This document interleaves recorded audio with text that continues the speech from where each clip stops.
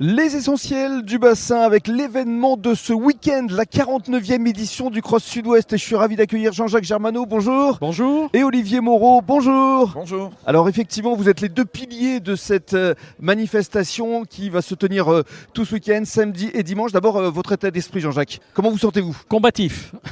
Combatif, parce qu'il y a beaucoup d'activités à Gujan-Mestras, comme vous le savez. Et le Cross Sud-Ouest, évidemment, est un gros morceau. Olivier ne me démentira pas.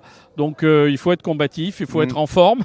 Voilà, il faut être prêt à aider et à bien accueillir tous les 8000 coureurs et autant de spectateurs qui vont venir. 8000 coureurs, combien de courses exactement, Jean-Jacques ? Une quarantaine de courses. Voilà, en gros 20 le samedi, 20 le dimanche, pour accueillir tous les types de populations, tous les types de coureurs, voilà. Du plus petit au plus grand, des hommes, des femmes, des handicapés, des chiens cette année avec le canicross. Voilà, donc et ça se conclura avec les pitchouns comme chaque année. Et avec les pitchouns, on terminera effectivement. D'accord, alors justement, vous représentez l'UAGM, donc Jean Mestras évidemment, et avec Olivier Moreau qui représente Sud-Ouest.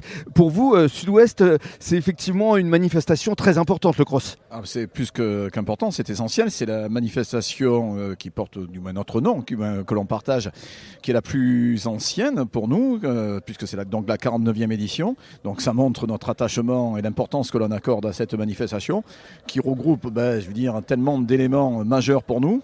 Le territoire, la proximité, la jeunesse, la famille. Donc pour nous, c'est vraiment la manifestation la plus importante du journal. Oui, et cette année, vous mettez vraiment l'accent sur l'éco-responsabilité. Notre direction générale, et c'est porté par la rédaction, l'ensemble de l'entreprise chez nous, a mis en place depuis quelques mois le sujet, ce qu'on appelle de l'environnement, de l'éco-responsabilité, que l'on appelle Déclic, que l'on peut retrouver tout au long de la lecture de Sud-Ouest sur sudouest.fr, en mettant donc un accent très particulier et très pointu sur l'ensemble des initiatives qui peuvent être prises en faveur de l'environnement. Et donc nous, cette année, comme ça a été évoqué, l'environnement est le point majeur de cette 49e édition et certainement des prochaines. Pour conclure, concrètement, ça se passe comment, Jean-Jacques ? Il y a un partenariat avec Veolia, justement, qui va installer un point d'eau, une fontaine d'eau ? Avec la Cobas déjà depuis quelques années. Ce n'est pas la première année que nous utilisons des consommables recyclables, etc.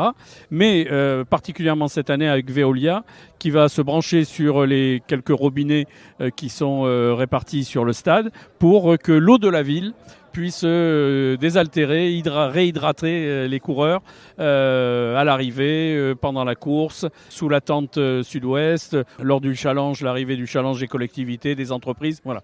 C'est l'eau de la ville qui va servir cette année et donc exit les bouteilles d'eau en plastique dont on a horreur, mais bon, c'est comme ça. Et alors donc, cette 49e édition, c'est ce week-end, vous pensez déjà, je présume, à la prochaine, celle du demi-siècle ? Oui, c'est vrai qu'on en discute déjà régulièrement et déjà on a de bonnes idées. Et puis on va écouter tout le monde, on va écouter les coureurs, on va écouter les bénévoles, on va écouter le public qui va sûrement nous donner aussi des nouvelles idées.